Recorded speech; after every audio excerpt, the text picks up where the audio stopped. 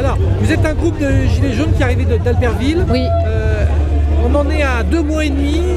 Quel est le moral, on va dire, par rapport à toutes ces attaques que les gilets jaunes subissent? Eh bien, le moral est toujours fort parce qu'on défend une cause qui est importante et qui est noble. Donc, on ne se laissera pas abattre. Ouh là là, plus que jamais. Puisque vu tout ce qui est en train de se passer, vu les événements, vu que les produits de première nécessité augmentent encore alors que c'est une des premières revendications des Gilets jaunes, il n'y a pas de raison qu'on s'arrête en si bon chemin.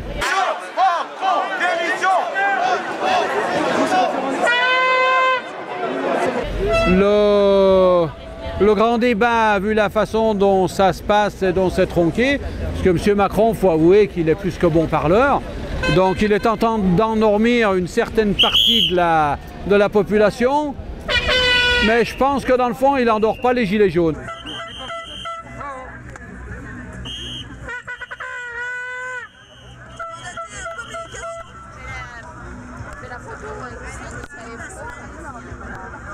On va déjà saluer le mouvement Gilets jaunes, qui ne lâche rien, voilà, à l'image de la CGT.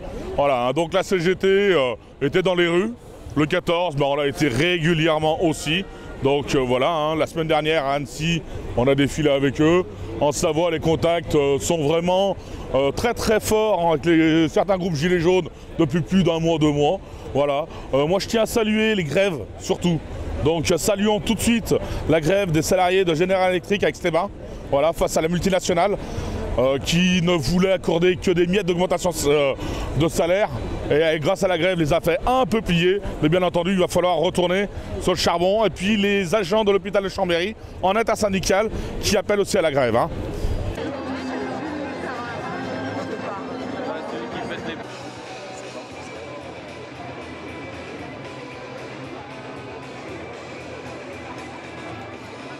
Le mouvement des Gilets jaunes, en fait, personne ne peut être contre. Pourquoi? Il dénonce tout ce qui est inéquité sociale, fiscale et territoriale. Premier point. Et le deuxième axe, parce qu'on marche sur nos 2 pattes, c'est comment s'est fait cannibaliser la démocratie. Ça, donc c'est pour ça qu'on veut que la voix elle revienne aux citoyens et qu'on réapprenne aux citoyens à s'exprimer, à dire qui il est, à accepter ses différences. Et pas d'être formaté par un système qui voit qu'il raisonne que par l'argent. Voilà le combat des Gilets jaunes qui rejoint plein d'autres combats. Et voilà, donc il n'y a pas d'histoire d'être homophobe, d'être ci, d'être là, d'être... Tout le monde fait partie, en fait tout le monde est citoyen. Voilà, c'est ça le message qu'il faut faire revenir en force. N'ayez pas peur, venez vous exprimer avec nous. Donc on a 80% de leurs revendications sont les nôtres depuis 50 ans. Le pouvoir d'achat, l'impôt mieux réparti, tout ça c'est les retraites, la CSG c'est récent, voilà.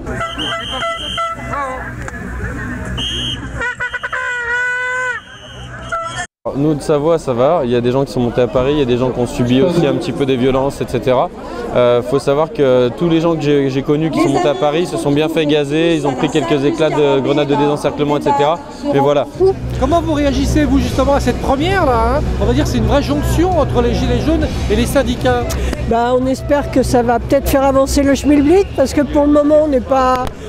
On est entendu mais on n'est pas compris, donc on voudrait bien que ça bouge un petit peu et qu'il y ait d'autres réactions que celle, le mépris, etc. Et nous, syndicats, et nous sommes qu'un syndicat, nous avons poursuivi notre mission qui est dans les entreprises. Récemment, puisque nous sommes dans un département qui vit beaucoup du tourisme et on a, à l'ouverture des saisons, nous avons tout un tas de négociations dans les remontées mécaniques et on vient de clôturer, reste la Plagne et les Arcs, on vient de clôturer avec une augmentation entre 2,5 et 3% d'augmentation de salaire, pas de pouvoir d'achat, alors ça l'est, et bien évidemment, mais de salaire, 3%. Primes et salaires, 3% sur les primes et salaires, parce qu'ils ont beaucoup de primes aussi. Donc on continue ce que l'on a à faire. J'aimerais que ça bouge plus, j'aimerais que les gens soient vachement plus motivés, qu'ils parlent plus entre eux, qu'ils s'informent plus, parce qu'on est sur de plus en plus de lois liberticides, on a un gouvernement qui ne veut pas reconnaître ces méfaits aux manifestants. Là en plus c'est comment dire, les droits de l'homme qui se mêlent en disant voilà, ils veulent essayer un nouveau gaz sur nous. Ça va, on prend cher quoi. Depuis le 17 novembre, moi j'ai beaucoup de copains, on subit.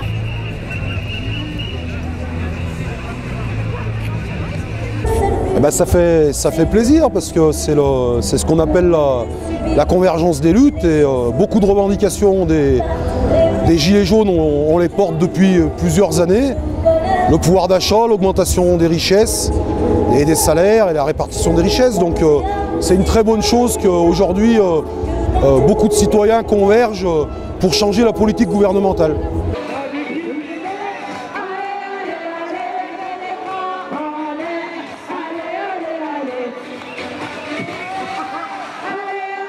On s'est vite rendu compte que c'est un mouvement social, citoyen, populaire, c'est des travailleurs. C'est des travailleurs qui ne sont pas syndiqués à la CGT, c'est souvent des travailleurs des très petites entreprises, voire des petites moyennes entreprises, où malheureusement la CGT, dès qu'on essaye de s'implanter, on est viré. Voilà, donc ils sont vraiment compris que le mépris du gouvernement, des patrons, il y en avait marre. Et ils ont contesté. Donc la CGT, bien entendu, nous on est dans la rue, dans les entreprises, on lâche rien. Donc le mouvement, c'est normal qu'il converge. Nous allons mener une rébellion pacifique mais efficace. Nous allons boycotter les industries, les marques, les entreprises qui ne respectent ni la nature, ni les enfants, ni les animaux, ni notre santé. Nous placerons notre argent dans des banques solidaires et coopératives. Nous ne voulons plus de ce gouvernement, mais des représentants du peuple. Nous ne voulons plus de délocalisation de nos industries et la vente du patrimoine français. Des membres de la force de l'ordre se suicident, croyant qu'ils n'ont pas le choix. Qu'attendent-ils? Quand des militaires se font tirer dessus alors qu'ils sont en permission, quand le policier haut gradé Alain Gibelin se retrouve hospitalisé et en soins intensifs après des révélations sur Benalla, quand ils tentent d'effacer des preuves chez Mediapart en faisant perquisitionner leurs locaux par les forces de l'ordre et des juges qui ont prêté serment, quand des citoyens lambda rentrent de manifestations avec des blessures de guerre, ils ont voté entre eux une loi anti-casseurs, autant dire une loi anti-manifestation. Qu'adviendra-t-il quand ils leur demanderont de nous tirer dessus à balles réelles? Et pourtant, une de nos 42 revendications, c'est le paiement de vos heures supplémentaires, les heures que vous passez à nous encercler, nous contenir, nous frapper, nous gazer. Alors, de quel côté êtes-vous? Qu'attendez-vous? Vous n'avez signé, c'est pour nous protéger. Quand l'intimidation, la violence, le mensonge et la corruption sont les mots d'ordre du gouvernement, il est temps pour le peuple de se rejoindre et de ne former qu'un. Dans d'autres pays l'ont fait, ils le font et le feront grâce à nous. Ce n'est pas moi qui ai dicté ces mots, c'est le cœur de tous les gilets jaunes. On lâche rien, la famille!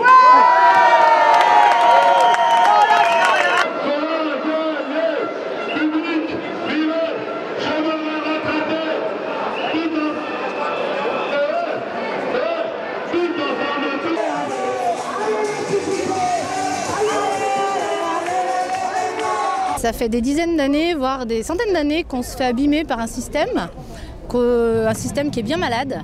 Et c'est carrément de la rééducation. On a besoin de rééducation. Voilà. Rééducation pour avoir un système qui va mieux, pour avoir un système géré par les citoyens. Un système anti-gaspi, un système respectueux de notre terre, parce que notre terre, si on la pourrit, on a aussi des revendications écologiques, oui. Dans le sens où on vit en vase clos et une fois que le vase clos sera complètement pourri, on sera pourri avec, quoi. Ouais. Donc ça c'est aussi quelque chose de très important qu'il va falloir gérer le plus rapidement possible. C'est vachement bien. J'espère que vous en ferez bon usage.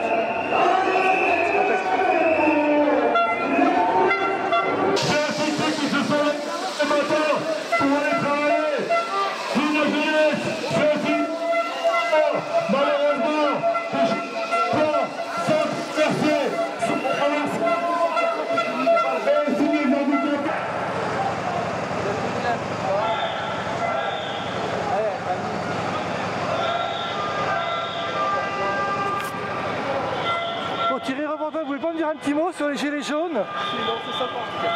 Bonne couverture à vous. Ils sont combien là? 200, pas plus.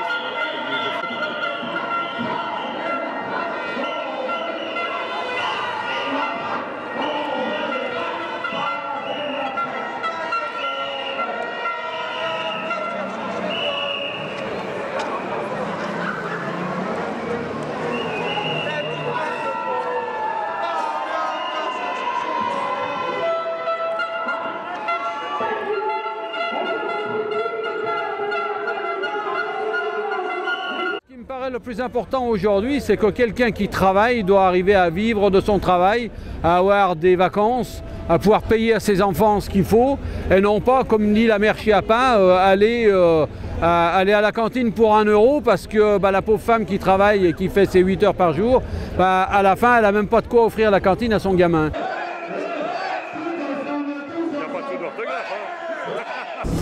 L'impôt, nous, à Force Ouvrière, on est pour l'impôt.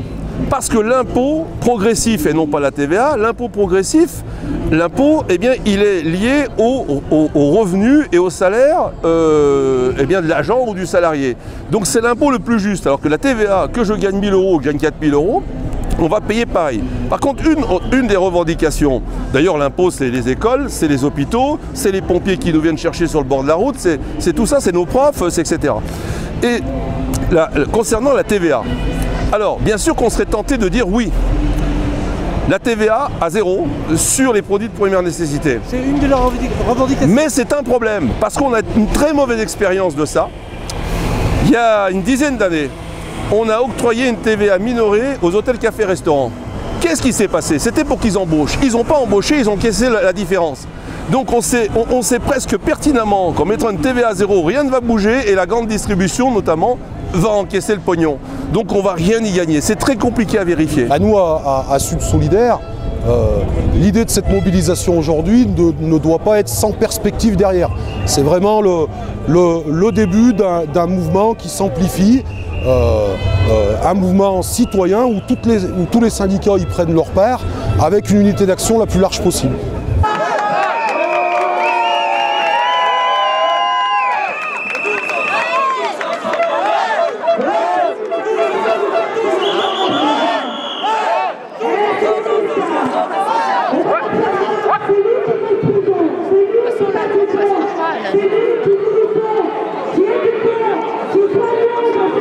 Faites attention, il a une arme à feu, c'est un canon.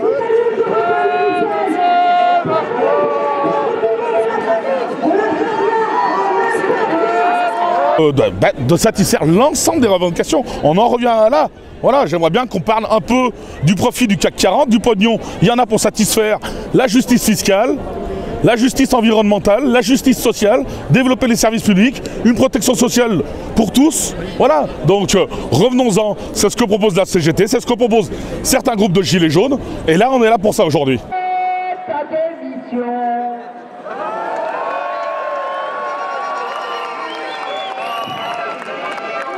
On condamne autant les violences policières que les violences des casseurs, qui ne sont pas forcément des gilets jaunes d'ailleurs. Hein. Ça, c'est compliqué. Alors, vous voyez les lois que sort, là, il veut la loi sur... Anticasseurs, c'est inadmissible, c'est impossible. C'est une entrave à la Constitution française et au droit de grève. Voilà. Donc ça, c'est pas possible, on ne peut pas l'accepter.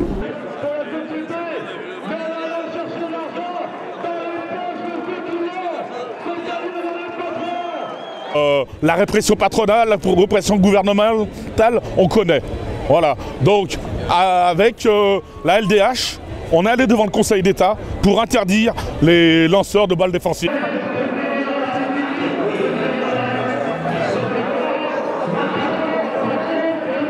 Très à l'écoute de ce qui se passe dans les territoires, cette répression d'État qui s'abat sur les manifestants. On connaît ça, on vous le dit. Hein. Voilà. Donc, on est largement à l'écoute et bien entendu, on veut créer les luttes, le rapport de force, l'élever le plus possible pour enfin satisfaire les revendications. Nous, Gilets jaunes, on est toujours en train de contester. L'essence remonte à la hausse, la prime d'activité, c'est du foutage de figure, l'électricité remonte, etc., etc., etc., etc. Et les gens ont de moins en moins de finances, ont moins en moins de temps. Et je pense que quand la transition va se faire, peut-être au printemps, il y aura peut-être un printemps français. Et j'espère que justement, il sera un peu moins sanglant que ce que M. Castaner nous a donné jusqu'à maintenant.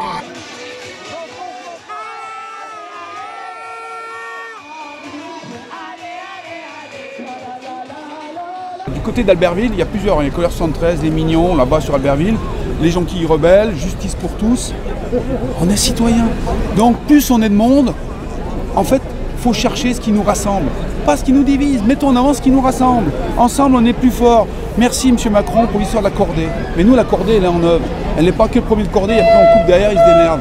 Il plonge, tant pis. Nous, non, on est solidaires tout le temps. C'est ça qui va apprendre. On va apprendre à ce gouvernement ce que c'est que la solidarité. On a déjà retrouvé la fraternité. Maintenant, on va être sur la liberté et l'égalité.